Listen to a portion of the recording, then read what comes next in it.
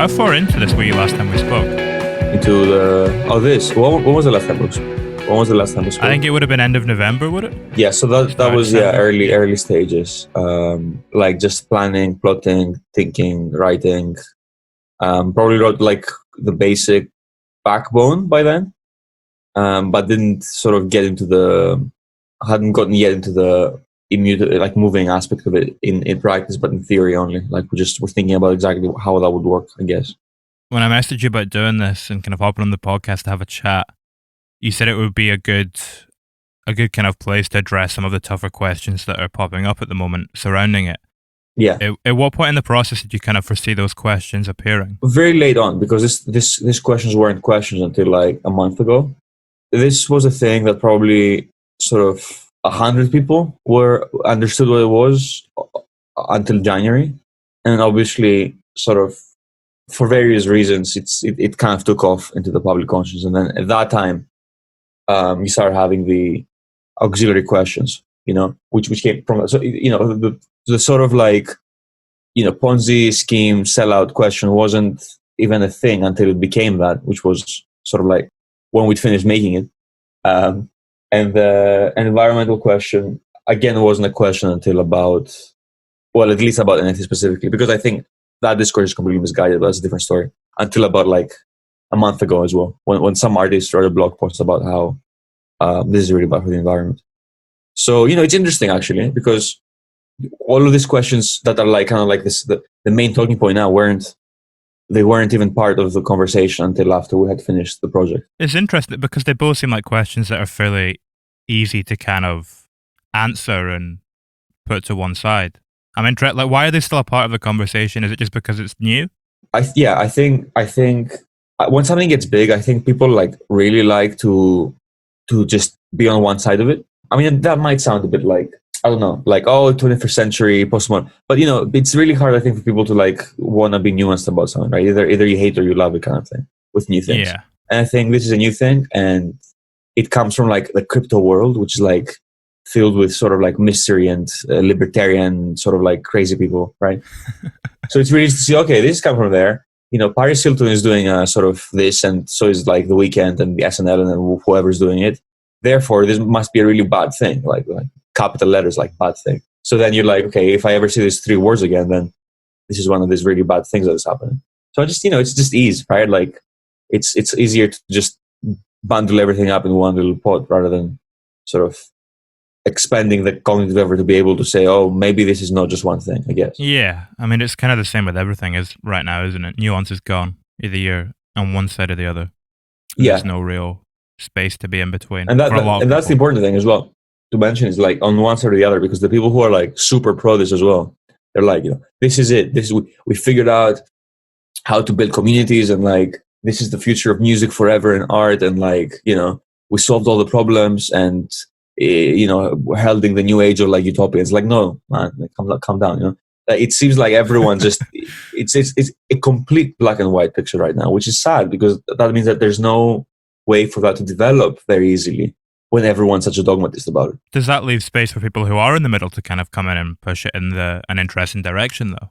Yeah, as long as So I mean, that's what we're doing, I think, right? Yeah, I think it does, but it might not sort of, I think, be as easy a thing to do in the short term, because you're gonna get resistance from the people that we mentioned earlier, and I don't think what we're doing is sort of that easily digestible by the people that we're talking about later. So it's not as easily digestible by the sort of super hardcore crypto fans, and it's not as easily digestible, or at least people who are sort of thinking that this is the devil might also find it hard to. So we're kind of like, I guess I'm expecting this not to be a sort of easy ride, is what I'm saying, in the short term. But I think in the long term, these kind of things, I think they will have a place. It's not the same as the internet, isn't it? People didn't understand what that was when it first came in. It took a good, I don't know, how long was the internet around for, like 10 years before it really started to take off? Kind of mid-90s? Yeah, probably a bit more than that. But, people were actively using it. So small sections of people were actively using it, I think, for about 10 to 15 years before it took off even a bit, the dial-up, I think, yeah. How long have people been using this? The first sort of like attempts at doing things like that were about 2014 with what they were calling color coins. So it's really interesting. So, a Bitcoin started in 2011. And then they were like, okay, well, obviously, one Bitcoin is always one Bitcoin. There's no way for us to differentiate which Bitcoin is, So what they started doing very early on was like, okay, how about if we sort of color them and we say, well, this one is like a green coin and this one's a blue coin or whatever. And you can trace them back, so to speak, right? Like you can say the one that was made at this point, we all agree it's blue, quote unquote blue, as in like, oh, you differentiate it from the other ones. And then they start attaching things there, right? So you'd say, oh, this coin that was minted at this point comes with this image, right? So very sort of almost DIY ways of mapping specific files onto a specific transaction or a Bitcoin transaction in the network. So that was in about, I think, 2013, 2014. And then they realized that this is very sort of hard to do and a bit arbitrary, right? The first NFT proper, which was a specific kind of token on the Ethereum blockchain, I think was in 2017 or 2016 with CryptoPunks and CryptoKitties and that kind of stuff. So that was back then. So I guess 5 years now this has been going on for. So what were those first NFTs? They're really cool. So what exactly was it? What was kind of in it? What was the content of it? So the CryptoPunks were 10,000 unique little pixelized sort of faces, like avatars. They all had one had a hat, the other had a mustache and a pipe, different little pictures of people. And they were made on chain. So actually there was no off-chain file. Everything was generated by the blockchain itself. It was the exact sort of how the pixels look were encoded in the chain itself because they're really small files. And they launched this, I think, in 2017, and they just were like, okay, here's 1,000 of them. You guys can pick them up, right? So, that was sort of a little hype wave at the time. We're like, okay, look, essentially this little picture of this person is completely unique and it was made here and people just went and grabbed them. And now these are going for $500,000 each for some reason. I guess, well, I think actually there is a reason because this is a digital archaeology kind of thing, right? It's almost like archaeology because you're digging through the metaverse, I guess, and you try and find these artifacts that I know it's 4 years. It doesn't sound like a long time, but long time in the internet age. Yeah, very long time in the internet age. So these have some value. They were the first sort of ways to encode data, make it scarce on the chain, and images and pictures like that. So Christie's is doing an auction in a few days of them. I really like them. I think they're great because it was sort of they have this whole mythology around them because they started completely fair. It was they just made them and they dropped them, and whoever had a wallet could access them, right, and take sort of claim them. And they started like going off. And early on, people were just like trading them with each other for like pennies, right? And then obviously that's usually how it starts. And then they've become this part of the mythology and the archaeology. Interestingly, that's something really fun that happened recently. Was like they found this forgotten project that was launched a few months after CryptoPunks that everyone forgot about, called like Moonkitties. So someone launched Moonkitties in like June 2017, where you could like adopt a mooncat, but no one really used it at the time. So people found it like recently. They're like, oh, look at this thing that people made 4 years ago. And then people went in and like they messed up the contracts and they found all these little mooncats. And it's like, that's so interesting. Again, it's like a sort of digital archaeology, just in such a short time span. But you're seeing the same sort of anthropological and sociological things happening, which is like people really like to be the ones who discover this unique little thing that happened, and it's lost and then refound and then re-understood. And you know, you're seeing all these things that took like 2-3 generations happening in the space of like a few years. Same behaviors, like just chasing some sort of like forgotten cultural artifact, which is literally like a JPEG on the internet, right? of a cat.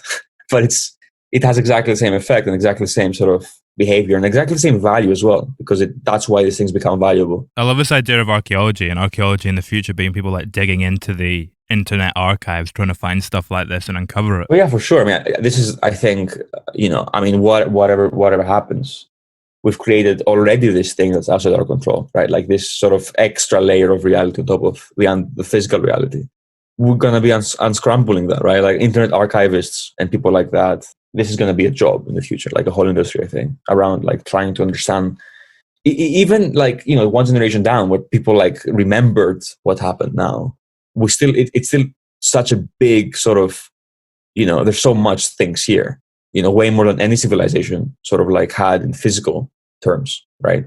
So much more Everyone's confusing. a content creator. Exactly. Everyone's putting stuff out. Yeah. And there's 7 billion, what is it, 7.5 billion of us now or something? Yeah. And even if like a quarter or a fifth of us are using it, I think about probably a third or half of us are using the internet. Yeah, there's so much content. Yeah, it's like 2-3 billion, I think. Yeah. Yeah. Wild. Who's who's paying like 500,000 for these little JPEGs of cats? So I think people who made a lot of money in crypto. And I think there's a couple of different sort of like subtypes of that. So you have sort of the collectors, right? Who are like either, you know, sort of people who made like 1,000 times their money when they invested like in 2013 or 2017. I think a way to sort of like use that is to feel like you're being the Medici family of the internet age. You're like, I'm gonna decide now what is culture, right? And I'm gonna try and fund the projects that like I find interesting and exciting, sort of. But obviously, you know, some of these people are like 19-year-old sort of computer science nerds, right? So maybe they don't all have the eye for the art. So I think you're seeing some misallocation of resources there, because they're like, well, this is the thing that I believe is the future, like these pictures of cats, right? And maybe that's the Medici family of today is going to decide that's the case, right? Like maybe if these people are end up sort of having that much of an impact on the culture, that's going to be the case. But I think we are seeing this like really almost parody in a way, or like comedy of how patronage worked in like the Renaissance on top of that, right? So that's one kind of people, I think. The sort of like more benign situation is like people who actually view this as a cultural vehicle, and whatever they end up sort of like paying for, I'm not going to judge the art necessarily, but it's like this sort of relationship there, this sort of like symbiotic relationship. On the other hand, you have people who are wash trading and money laundering. I think that's also a big chunk, right? You have something that you bought for cheap. You also have 100 million in the bank because you made fuck tons of money on Bitcoin. So, you know, you're going to buy something and artificially inflate the price up to like, you know, 2 million, 3 million, so that the next guy is going to buy the thing you bought for really cheap for that much, right? So they're inflating the price of the things they're buying, or they're selling it to each other, right? Which is something that happens in the traditional art world as well, but I think it's just much more transparent happening online. Is that where the pyramid scheme arguments start to come in as well, when they see people inflating the price in that way? Yeah. Is that what kind of leads to those connotations? Yeah. I mean, look, in a way, crypto, this is something I was thinking about recently in my philosophy stuff as well. When someone says that something is a pyramid scheme or a Ponzi scheme, what they're saying really is like, well, people, in order for this to work out, people want other people to join in. And, you know, sort of like that's how a pyramid looks like, right? Like there's someone in the beginning and then there's more people, and everyone's sort of like inviting the next person to come along. Well, yeah, on the one hand, right, this can end up being sort of a crumbling pyramid where there's no ability to sustain this in the long term. On the other hand, sometimes the only way for something to take off is if it needs more people to come on board, right? Like that's the only way for things to actually work out sometimes. You need sort of like the promise of the next guy coming along in order for you to make any sense for you to be there. Think about the internet, for example, right? It was sort of predicating the idea that everyone will be connected globally to each other. Otherwise, it doesn't really make sense why we would build all these websites and all these things on top of, you know, the world, and unless it sort of replaced some of our interconnectivity in the first place. But then on the other hand, that can go wrong when it's impossible for it to be sustained in the long term. And what we're seeing now with like the early stage of the NFTs is that, well, we've run out of people who are interested in paying this kinds of sums for this kinds of art. We're running out of these people. So this is obviously a bubble in this sense, right? In a way, it is a pyramid scheme because it's not sustainable. But a pyramid scheme implies intentionality on the part of the actors, that they're trying to make sure that people are getting scammed and then, you know, the rugs go under their feet. And I don't think that's a fair representation of the situation right now. When that bubble burst that you were talking about there, will that make it more accessible to everyone?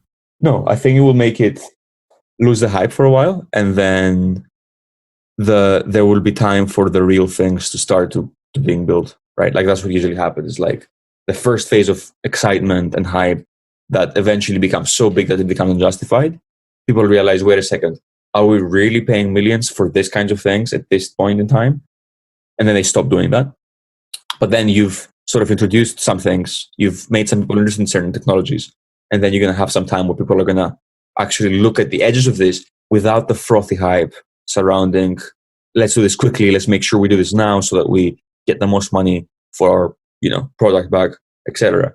So I think what you're going to see is, I think it would be a really good thing for the bubble to burst, because then you're going to have a situation where people will be thinking about how to make this artistically interesting rather than how to make the most money out of it, because there's not going to be that pressure of the market sort of like saying that this is your opportunity to make $1 million from a 3-day kind of work. And then the space will mature. The only way for this thing to mature and become part of our sort of artistic cultural framework is if it goes a bit slower at some point, because it's gone way too fast. Is this kind of been a constant acceleration since 2017 and just getting faster and faster, like a stone going down a hill? No, well, the way these things go usually is like it's really quiet for a long time and then it suddenly takes off. Which is what happened a few months ago. Yeah, exactly. So this was just, no one really knew anything about these things at all until like literally late January. And I was sort of following along, and I remember just, it was like, it wasn't a thing, and then it was suddenly a thing out of like almost nowhere. It took literally, in the space of a month, this became from no one knows about it to everyone's talking about it to this is the future of art to this is a scam. Like it in 4 weeks. It was so quick. The whole narrative just changed. I think it's because of, well, various factors, but the whole crypto market's kind of like booming now. So when Bitcoin started going up, then this followed. And then it was like sort of everyone put all their attention on it. And it became so saturated, and so people just jump along trying to make, all the celebrities were trying to make some money from it. And then it became a scam idea. And now we're on the way down, actually, I think, funnily enough. When did that start? Probably the moment was like when it was on SNL, I think. Like you have this, like kind of like once your average Joe's aware of it. Yeah, well, when you're average, when SNL is selling an NFT, it's like when okay, here we are, right? Like when it's just like that everyone's trying to squeeze some milk out of it is when that like, okay, I get it. Like this is just not gonna work at this at this space, obviously, because everyone's jumping on it, and they're doing it for the wrong reasons. Again, it's like the idea that I'm selling a JPEG or a GIF has now become synonymous with what an NFT is, and they're not synonymous, right? Like a non-fungible token is a non-fungible token. It doesn't have to be this kind of non-fungible token. So the point where these things become synonymous, and the point where the price tags for these things are so high, and everyone's jumped on, that no one else is willing to buy any of these things anymore. So, that's when it starts crumbling slowly.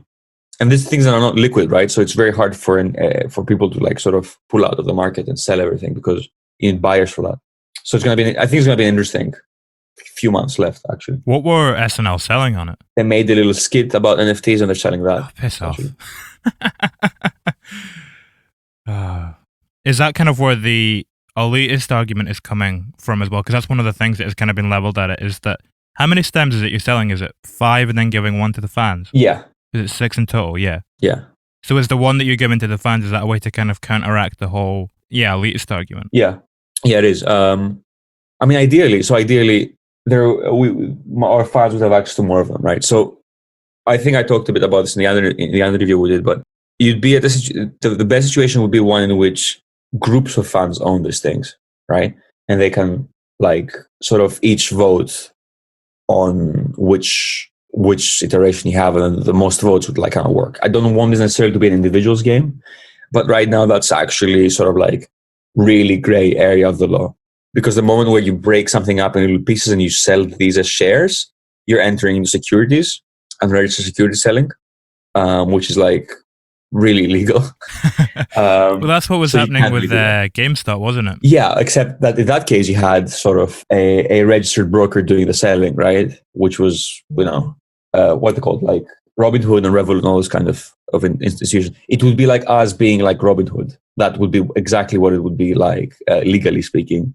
So we can't really do that right now, right? So the options that we have legally are like, we have to sell these things to one person. Now, obviously, this cost us quite a lot of money to make, right? It was a very expensive project. It took us a lot of time to make it. I think it's hard to imagine our fans necessarily being interested in investing the kind of money that would make sense for us to get for this. I mean, we don't know, right? It's an auction. It's going to be open-ended. Like, we're not going to set the price for it. How much are you thinking? Like, what do you have a kind of expectation? I have no idea. I honestly have no idea. It could be sort of anywhere. The price ranges could be like anywhere from like, I think, low 4 figures to like, I don't know, anything. Because again, the market kind of determines these things right now, and this is just such a volatile time. We're on the way down, so that might be reflected on that. I don't know, but we'll have no expectation. If we break even, I'm happy, and then anything on top of that's a bonus kind of thing. I really hope the right people buy them. I mean, that's the thing I'm thinking about recently. Is like, I don't want someone to buy these and just not use them. Right? That would be sad, I think. Yeah, well, this is what happens if someone buys it and just never changes it. That's part of the experiment in a way. It's like, that's kind of what makes it exciting. Yeah, it's like letting go, like giving up the control of them, right? That's kind of part of it. It's like, okay, at what point as an artist are you actually okay with giving up, letting go of your artwork, right? Like, I think that's the idea here. And part of it is saying that someone could just buy this and just block it up and never use it, right? Like that's part of does it mean that the experiment went wrong? Well, no. This is like what people would do with it, right? Like, that's part of the idea, is like, what would people do with the ability to alter the work? Would they just use it like a speculative investment and never actually make use of what this is about? If that's the answer, then that's sad. But you'd think if someone was buying that, they're going to be game to have a mess around and see what's going on here. Yeah. But maybe they're going to do it for like 2 weeks and then like forget about it, right? Like, I don't know. This hasn't happened before, so I really don't know what's going to happen with it. Yeah, that's the other interesting thing, is because a lot of what we've been talking about is how quickly things move now, and how you were saying within 4 weeks it went from being a buzz thing to celebrities getting involved to being a pyramid scheme, and it goes through that cycle very quickly. Do you have an idea in mind of how you're going to keep the kind of buzz and the interest going for this? Yeah, well, so what we're going to do is we're going to embed the song on our website, so the front page, and that's going to be sort of like a mini web gallery, right? Like, that's one of the things we want to do, is like, it's interesting, right? Because so half of this is we're letting go of something, and the other half of it is it still has our name on it. So it's like, how do you sort of commensurate both of these things? One of the things we're going to do is we're going to sort of, like a gallery, have that in the front page of our website, so anyone who visits is going to be immediately able to listen to the current state of the song. We're thinking about how we could build on top of it in the future as well. Like, can we add things on top of it or make things that relate to it in some way? So we're thinking a bit about that. But at the same time, I am seeing this very much like, an artistic chapter in what we're doing, right? Like, I don't necessarily want to like... It's like a first single. Yeah, kind of. Well, a first single, or it's kind of like a side thing, a side single that could have like then a side answer to it or an evolution to it. But I am also seeing it as like a gallery exhibition as well. Like, that's kind of like the closest thing that I would say in the traditional world that it would look like a sort of a gallery opening that we're doing. And then, we're selling the art books in the gallery, and what people do with it is up to the people. And I think that's, again, part of the interesting thing here is like, will it be able to sustain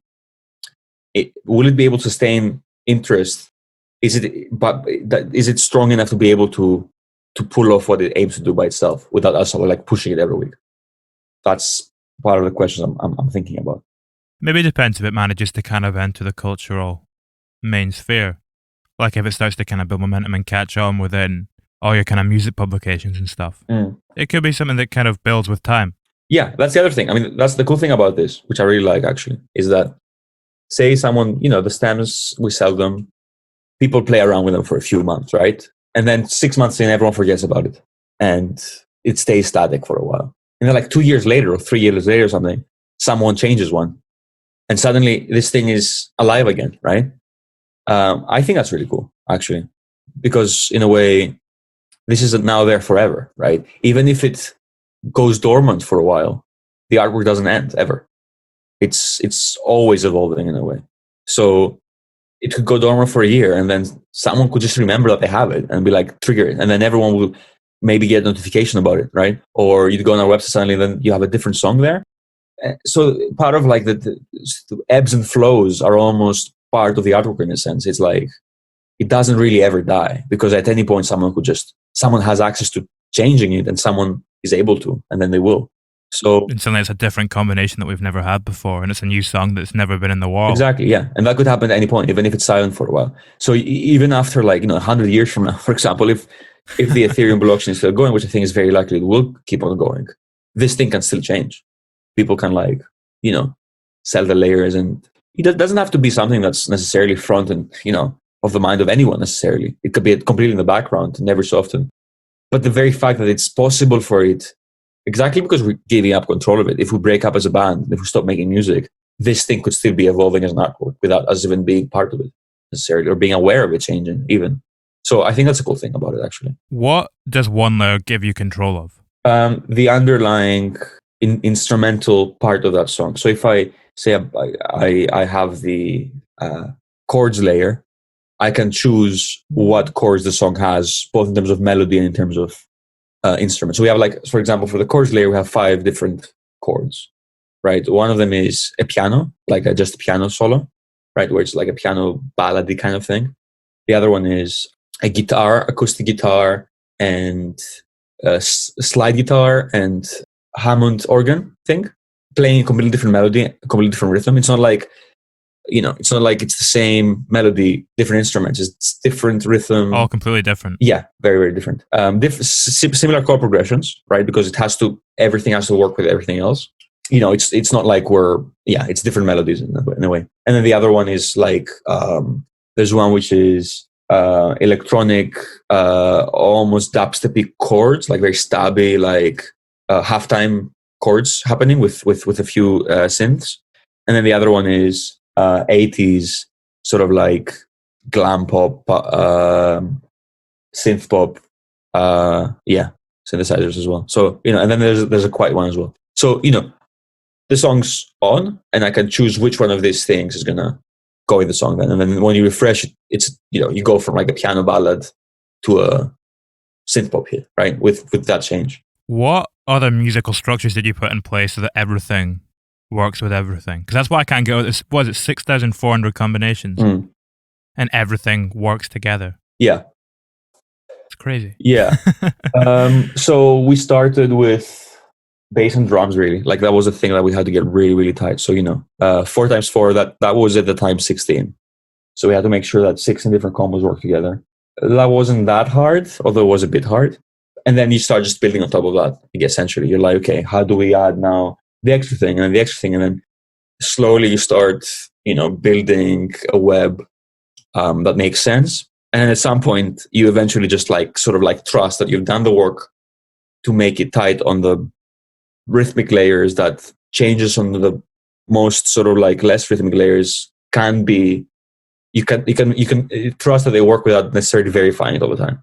So that's kind of how it works. I think we started from the very core parts, rhythmic wise, because if the drums and the bass don't work, then it's going to sound like shit, right? But if they work, then you can be a bit more fluid on top, and it can still work, I guess, is the idea. You've got that backbone there. Yeah, exactly. I mean, it's the same thing as a gig or a practice, or even in the studio. You always start with the bass and the drums for one song, because when you have that down, then you can be a bit more fluid on top. And then we started trying things out, went back and forth from working on one thing, on one stem, to one combination, to check tracking it along all the other combinations, and sort of the back and forth in that way. At the end, we just started trying different. We'd make sure every single stem individually sounded good, and mixing every single stem individually, then mixing different combos together. We still haven't heard. We probably have heard about, I don't know, maybe 300-400 of them. I haven't heard all 6,400. But it's really interesting when you try a new one. It's oh, this is cool. I've never heard this one before. Oh, that's funny how this instrument works with the other instrument, because we kind of, I think, almost subconsciously integrated the different dynamics together. So we kind of when we're making each different instrument or each different stem, we kind of knew where to sort of play harder or take a step back without being explicit about it. So then you see these things happening without us even having planned them, but the dynamics kind of work with each other. So you have a point where the piano stops and the drums stop at the same time. And it's oh, we didn't really plan this, but it happened because as we were doing it, I guess, when we're doing each and every different part, we had the same dynamic potential in the background. So then it kind of manifests itself before. It's oh, that's kind of cool. So that's fun. That's pretty fun. And each each time you change it, the visuals change as well. There's a corresponding visual element that's kind of running on a similar thing. Yeah, that's right. So, the album art has also 6 elements, and each element is tied to a specific instrument or a specific layer of instruments. So when you change the drums, you also change the background. When you change the vocals, you also change the characters in the picture and their positioning. When you change the chords, you're changing the swing and the trees in the background, like what they're made of and things like that. And they each have a corresponding, harsher sounds have a harsher image, and like sort of more subdued sounds have a more subdued corresponding image. So they're mapped like that. That was when I got it. When I saw that trailer with the image kind of corresponding, that was when it clicked. Yeah. I was like, okay, I see how this is working now. Yeah, that was like sort of like how do we communicate that without talking about it too much, right? Like in 20 seconds. And the idea was just to make like it won't be like that, obviously. Like when the art was live, it won't change halfway through. Maybe we should. I think maybe we haven't communicated that like sort of explicitly, but you're gonna listen to one time through, and if someone makes a change halfway through, it's gonna be reflected the next time you listen to the song. It's not gonna be reflected immediately as you. Yeah, the next cycle. Yeah, the next cycle. How long is a cycle? What do you mean? As in how long is a song? Yeah, is it like 5 minutes? It's and 344. then it would refresh. 344. Yeah. I don't know. It might take a bit longer to refresh. It might take like 5 minutes for the render to happen. Because it's an image that's got to change. Yeah, but it's like a stream, right? It doesn't. It's you play it, and the moment where you press play, it kind of like goes into the renderer and the chain and says it kind of like asks what's on right now, and the chain answers this is this and this, and then it renders it for you, right? So that's kind of how it works technically. It's just repeating endlessly. Yeah, every time there's a constant. So technically speaking, if you go on the blockchain and you like go to the kind of like NFTs that we have, they're gonna at any given point say, right now what you have is the piano and the drums and this kind of like vocal and this guitar and whatever. You should, and then it's gonna point you to a decentralized cloud hosting website, which also is kind of like can't be taken down because it's hashed. The file is hashed in the token itself, so you can actually recreate the file. If you have the original, you can put it back up. Anyway, these things are like essentially pointing to each other, and then it points. It says to the renderer, which is a front end at the gallery, but anyone can build the renderer. It says, okay, you put this, and this files together, and this is what the song is right now. And then there's okay, this is what it is, and then you press play, and then you listen to what the renderer has made. So it's like 3 different, almost like pieces of a clock, like working together, like a very like primitive computer almost. That's another good analogy. Yeah. It's like the pointer says this, and this, and this. Then the cloud hosting platform provides the different materials, and then the renderer puts them together, adds some like mastering, filtering on top, and then presents to you, kind of thing. And this works sort of like automatically in a way, because no one has to maintain that in order for it to work. But people are able to change it if they have this. So the NFTs are just keys. That's what they are, like little keys, little levers that like allow you to make changes to the sort of like that mechanism, and what is being pointed to. That's what you can change. So this is repeating endlessly all the time on the internet. I looked up the record for the longest song, and it's 13 hours, 23 minutes, and 32 seconds. Would this qualify as something that could beat that? If it's because it's always going to be unique. Yeah, I don't. That's interesting. I don't think so. I think this is probably a 3-minute 44 song. Like, so if you think about it, like, so you can okay. Yeah, metaphysically speaking, yeah, this is the 3 minutes 44 song. I guess. I don't know. But it constantly changes. Yeah, but it's not the song that changes. It's the song that changes, right? It's what you're listening to that changes, but it's not changing during the song, right? So it's like every time someone changes something, it's like you're replacing what the song is. And you're like, okay, you're replacing this slight underlying element. You can, okay, so it's, remember the life of Pablo? Like, that's an analogy we use when, like, Kanye changed the mixing, sort of like... Kept tweaking it. Yeah, 3 weeks up. That's not like the long, it wasn't like, we didn't think of this as the longest song. You could say that maybe it's like, sort of like the longest, well, at least one of the first, because if more people do this, then they're gonna be as long as this one. It's something in between a performance, I think, like a theater performance, something like that, like something like a procedural artwork, or a performance artwork. Is it something between that, a music performance, and a record, right? It's like something in between these three categories, but I don't think we have anything that's entirely analogous to it right now. That we can like sort of, a lot of like, I think conceptual art had some things like that, right? Like some sort of like machinery in museums that that changes over time, for example, or people who were like, I don't remember the name of the guy, an American conceptual artist, like, oh yeah, this is the artwork is, I'm not going to make any art for 30 years, right? That was his thing. And 30 years later, like, oh, the art piece is over now, right? It's something in between all of these things combined with a record, yeah. It's all like what we were saying about it being that, so it is kind of the same song at its core. It's just constantly changing its aesthetic shape. Yeah, well, yeah, that's the interesting thing. Was like, what do you mean it's the same song at its core? Because you can't point to any single thing. I almost think of it like Doctor Who.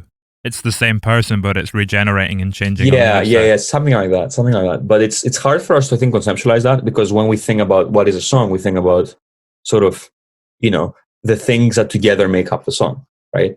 It's like, the story of like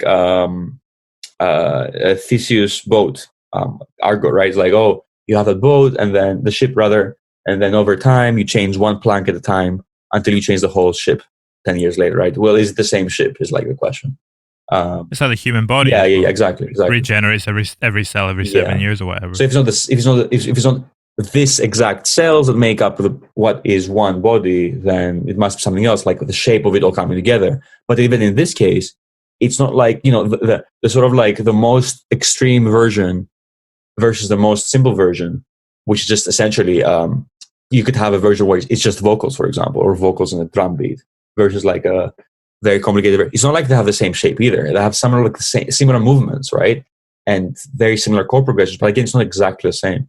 So it's more of a family resemblance thing. It's like, I don't know. I still actually don't know what the underlying song here is. I don't know what it is. I think I think this is a good thing, though. If we're at the point where we're kind of questioning what is a song, yeah, you're maybe on the right track. Yeah, no, I think that's really cool. That's the thing I like the most about this. Most of everything else, I think I like this idea of like, this is a spectrum of potentialities. That's what it is. This is what the song is in this case. This is what the artwork is. Like, okay, you can have the potential of it being this or this other thing or this other thing, but it's never one single thing you can point to. One of the things I really loved about your last record, New Music at Large, is the way you kind of punctuate it with these little idiosyncratic flourishes. Like an example would be on Blank Slate, where you've got the gunshots that kind of come in, the sample of them. Is there a way for you to program that into this, or do you have to kind of keep it more centered on something in its core? Can you let those kind of natural things come out in the mix, or is that harder to do when it's constantly changing? It's slightly harder, but we do have a layer called FX, which is like a really subtle one. It's like it doesn't sort of like change the core, but it does these little flourishes. So you have one where like a lot of like different risers and sort of ebbs and flows of like soundscape things, or like shakers, or like little sound effects in the background. So we have a layer that's just that kind of stuff. So I guess that's the closest we could get to it, is because we were thinking, okay, if we put this as part of this, where do these things go, right? Like you don't want them to be part of the drums, you don't want them to be part of the vocals. So we just made a layer that's just sort of like the little sprinkles that we usually do in our songs, I guess. With what we were saying a little bit earlier on as well, in terms of, keeping it alive, and the interesting thing you were saying about how maybe after 6 months it wouldn't be such a thing, and then in a few years it comes back again. In future, I was just thinking, would there be a way that you could kind of bring AI into it so that it would constantly be repeating and changing? Yeah. So, is that something that might happen down the line? Yeah. So what ASIG, which is the platform we're working with, has done for visual art is that they have the ability of automated changes, right? So it's still very early, but so what they've done already is that you can have the time of the day changing the song, right? That's one of the things you can do. So when it goes to the visual thing, because it started as visuals. So painting can like be different at night than it is at day, for example. Or they're planning on adding, for example, the weather as part of it. So whatever the weather is, that changes the visual thing. And another thing they're doing is like stock prices. So whatever the price of something is, then so you have like all these, so many possibilities. Yes, exactly. So this is very early, but you could definitely, I think that would be amazing, see a song which is actually changing by itself based on data about the world, right? So if it's rainy, the song may be sad, for example, right? Or if it's sunny, the song may be happy, or you could program it to your location. Yeah, Yeah, you could say, okay, you can add, like, again, this is not yet ready, and this is like super early, but this is something that I'm already thinking about how we could do this. Is like you could have something like whatever data feed you want from the outside world that you can like put in code in some way through an oracle. You can translate that into changing the song itself. So you could have something like I'm trying to think of a cool thing apart from like the thing I just mentioned already. Once we get that chip in our brain from Elon Musk, Yeah. what we can do is we can change it depending on how we're feeling. Right. Yes. So when you're feeling sad, the song starts playing Yeah, sad. exactly, When you're feeling exactly. happy, it starts. Also, well, one thing you could have, for example, is like, how busy is the tube in this day, right? You could program like, this is like very, very advanced, right? But you could say, okay, given a certain tube line, right? How busy the tube line is from like 1 to 20 created. And if it's a tube line you use to commute to work, for example, that can affect how hectic the song is, right? So if you show up in a tube and it's really empty, it could be like really chill. And if it's really busy, it could be like a really sort of like, hectic song. Or, if the stock market crashed that day, you could have like it being a bit like sad or whatever, you know what I mean? It's like being in a movie. Yeah, exactly. You could have it like responding to things out there, in there, without necessarily the thing sort of doing it knowingly or agentially. It's like automatically. I think that's a really cool idea. I think I would be like, just, as an experiment, and maybe even at some point as like an actual, thing that things do. It doesn't have to be like radical either. It doesn't have to be the whole song that changes, but like maybe a small thing is added onto it if it's raining, right? Or something like that. Yeah, it just changes key even. Yeah, exactly. Goes into a minor key. Yeah.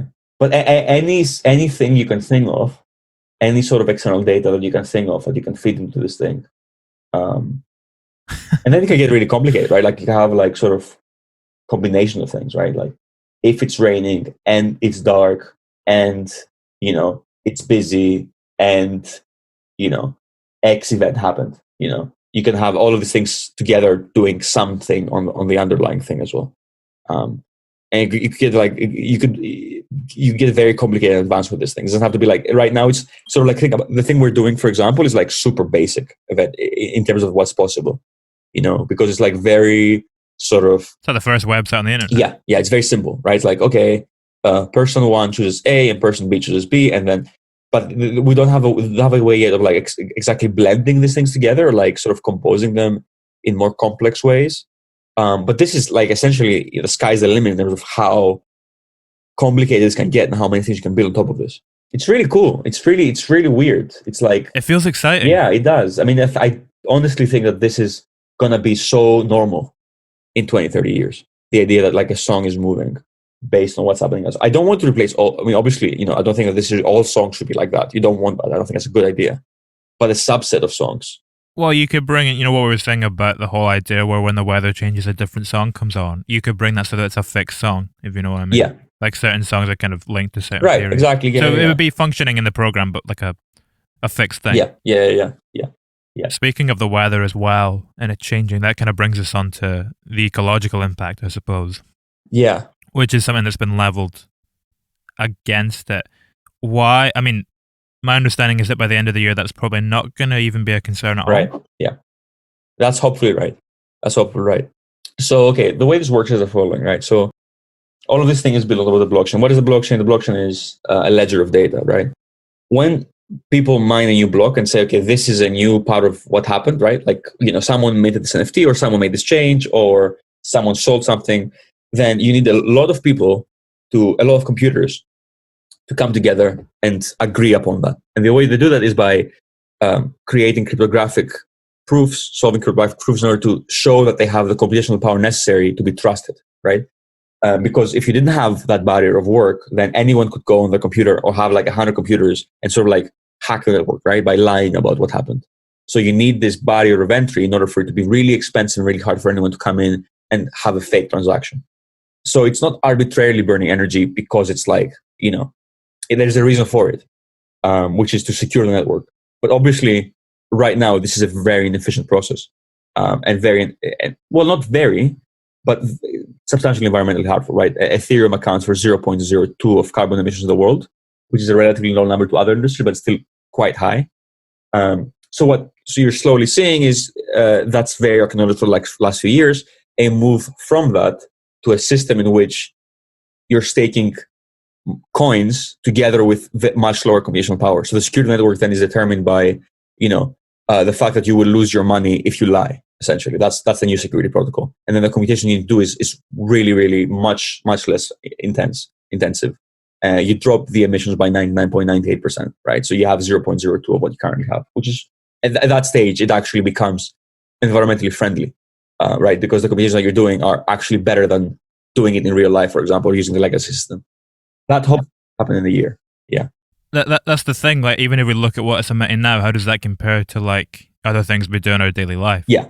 So there's two reasons why the environmental argument is like exaggerated, misguided, right? And I'm saying that like knowingly that people will see that as a kind of like a way of dodging it, but the case is that it's actually very misguided. So the first one is that the work I was telling you earlier about the security of the network, the amount of work and electricity is put in there, and therefore the emissions, is completely independent of what is being done on the chain, right? If there was nothing on the block, or if there was 100 things on the block, or if there's an NFT on the block or no, the people who are doing the mining need to are doing the same amount of mining to be able to determine the next block. It's not the amount of electricity consumed is independent from what is being done on the network. So me actually making an NFT or not making an NFT doesn't have any impact on the carbon emission, right? Think about it as like an airplane that takes off every 10 minutes, independently of who's on it or not, right? And it's not an airplane that wouldn't take off if I wasn't on it. It's not like, if people didn't make NFTs, then they wouldn't. No, the blockchain is 99% doing financial transactions, right? This is just like a little cherry on top. It's happening anyway. It's happening anyway, and it will happen anyway, even if everyone stopped doing the NFTs, right? Which is like the sad thing about this, I think, in a way. It's like people are being cancelled and harassed for doing something that not only doesn't have an impact, speaking in terms of what I just said, but it wouldn't have an impact even if they stopped doing it.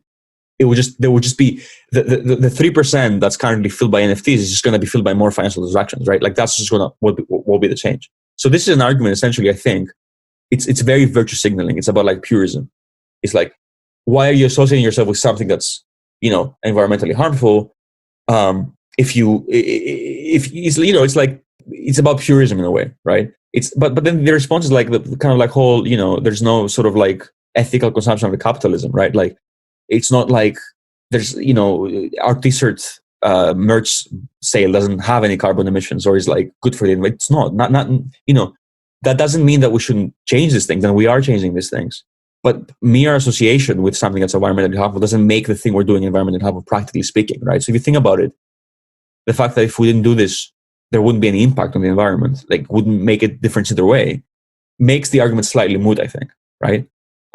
Yeah. Is this argument being pushed by people who have a stake against NFTs? I mean, I don't know. I don't think so. I think it's just sort of like just tied into the Twitter canceling, virtue signaling thing. It's like someone saw this is bad, and then it's a really easy thing to like, sort of like have as a rallying cry against people. It's like, oh, they're doing the bad thing. Cult mindset. Yeah, they're doing the bad thing, so let's like go and be mean to them, kind of thing.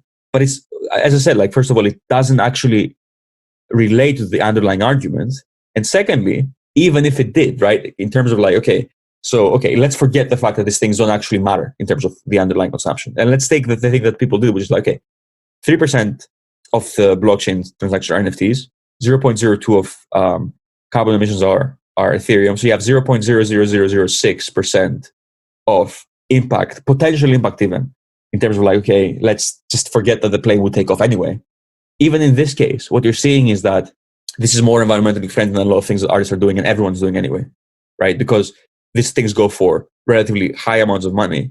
Therefore, the kind of like electricity emissions per dollar are lower, substantially lower than us selling a t-shirt, right? So what this means is for $10 of a t-shirt, we're doing more harm to the world than $10 of an NFT, right? These are very small numbers. This is not a make or break. This doesn't relate to the underlying technology. We are also going to be donating money to make this carbon positive because it's actually easy, because our impact is actually low if you do the calculation. So we're going to be offsetting that whole thing. Even with this in mind, people are still like, oh, you're killing the Amazon. Someone literally said it to me. I'm like, it's really easy to condense things like that are very technical and it's like highly complicated. It's that whole argument, isn't it, that it's like if you call someone a sexist and they aren't, no matter what they say, they're always going to be looked at as a sexist. It's like once you say that thing, yeah, you're kind of chained to it, if that makes sense. Yeah, I mean, it's almost like it's an argument that's won by... Once you make the accusation, you've won. Yeah, it's an argument that's made by default because it's like everyone loves the environment. No one wants no one wants the environment to be harmed. No one likes climate change. No one likes the fact that we're burning, the forests and polluting the oceans, and capitalism has destroyed no one is happy about that, right? So if someone tells me you're doing this, I'm like, I'm not doing it. They're going to be, oh, you're just justifying the horrible things you're doing. Because my sort of like saying, well, actually, if you look at the actual statistics here and look at the rules behind it, what you think I'm doing, I'm not actually doing. That's going to be taken as me just defending sort of like horrible environmental damage. And that's never okay, because it's like sort of like the closest thing we have to a manifestation of like greed and, bad, evil, right? And it should be. I completely agree with that. And I'm like, I'm not crazy, man. I'm 20. I'm 26. I don't want to see the world burn, right? Like me, sort of like saying that I'm not burning the world is in itself an argument in favor of me doing it in a way. Because if I wasn't, then I wouldn't be denying, kind of thing, right? So it's a very kind of like, it's a very sneaky argument in this sense, and it's really hard to defend yourself against it, because if you do, people are going to be like, "Oh, you're just doing it because you wanna make a quick cash grab." Speaking of greed and evil, how long until the labels try and get involved in this and get their hands on it? Because it's one of the beautiful things at the moment is that if musicians use this as a platform, there's no middleman. In a way, but you wonder how long till they put it in a contract. In a way, there is a middleman, because the galleries themselves are very curated right now. So it's hard for you to get in on them without sort of like, they're gatekeeping already, right? So you're already seeing that. But I don't think curation is a bad thing. I think curation is a good thing. It's like Spotify playlisting. Yeah, especially since they're only getting 10% of this, right? Like most platforms are getting really low percentages compared to labels. But, this was the argument with the internet as well, right? It's like, oh, this is the new thing. It's open.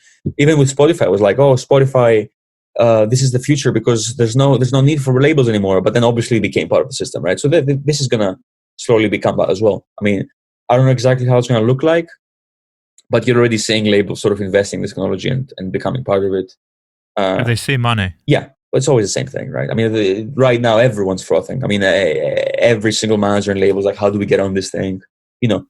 Again, fortunately, right now the hype is dying down a bit, which I think is a good thing, because you're gonna have less like vampirism jumping on top of this thing, and that kills it. Yeah, and the kind of like we did on the one hand. So on the one hand, again, as I said before, I think a lot of the arguments against this technology are like moot, right? On the other hand, there's a lot of arguments that are right, which is like, look, man, everyone's just doing cash grabs right now. It's so gimmicky, and it has become really gimmicky. And well, we do what we kind of like take what we deserve, right? Like everyone just jumped on this hype train to make a quick buck. It's gonna die because of that. At least like some of it and some of the hype is gonna like go down. And I think that's a good thing again, because it's gonna allow for the real project to stand out. Because when everyone's fucking bored of anyone doing a 30-second GIF and like adding a little bit under it and selling it for like $500,000, great. We're gonna allow for people to do more interesting things than that. And for that to be the main focus here. So, how much did the SNL stuff go for? I don't remember. Not that much, actually. Price are falling. I can check. I saw Grimes made like $6 million off of it. I don't know what she was selling. Yeah, she was the first one who was like big artist who jumped on top of it. I remember when I was like, oh no, here we go. The SNL thing went for $300,000. Fuck. Yeah. Man, they don't need $300,000. No. I think they're donating it actually somewhere. That's all right. Yeah. Are they? Yeah. It's going to the charity. Okay, that's good. Oh, I feel bad for telling them to put software there now. What have you learned from this musically that you're kind of carrying forward into? Oh, so many things. That was. I mean, the coolest thing was actually making this thing, which is like, so when you make a song, usually what you do is every step of the way you have to like go. Narrow the possibilities down, right? So you start from like some rough ideas, and you start like sort of polishing the edges and making things more specific and more precise. You start from 1,000 possibilities, you end up with one, right? In this case, you end up with more possibilities than you started off with. So it's exactly the opposite process. So at every step of the way, actually, you have to somehow find a way to both make the thing you're doing, the like sort of like part of the song you're working on more precise and more specific and more like sort of polished, but also simultaneously make the whole project more open-ended and more wide and sort of like less specific. So it's like a dual process in which you have to ensure that you're working across two different paradigms and two different power lines that actually move you pull you in different directions. One of them is openness and composability and change, and the other one's like specific and like, good underlying thing. And like, making sure that every single thing you're doing is really polished and really professional. So that was that kind of like puts you in a schizophrenic mindset, because you have to ensure that both of these come at the same time. And that we did kind of like lose it, like, because it took us so long to make sure that both of these things work really well with each other. Because on the one hand, what you could do is you could ensure minimal changes, right? Like very small things would change, but that would sort of maximize the sort of polish perfection of it. On the other end of the spectrum, you could go like with as many changes as possible, which would make it much, much harder to make sure that every single thing was like work with each other, was musical, right? So we tried to hit the balance there. And I think that was the hardest thing about it, is finding exactly what the balance is, which is, so in short, I guess it's like something like it's the reverse of the process, originally speaking. It's like you take it inside out. You start from, you take the initial stages of the songwriting, which usually is like, let's look at different ideas here, how we could make this different. And then you sort of like choose one. You take that and you make that the end result. So it flips the whole process upside down, which is really cool. We had so much fun making this, because again, we didn't have to make decisions at some point. So we could like have different things happening that we wouldn't normally be able to in normal songs, which was great, actually, like not having to choose sometimes and adding more things, and that being part of the art itself. The band, we like to experiment with things and try different things out. So having that be part of the end result was really, really exciting, actually.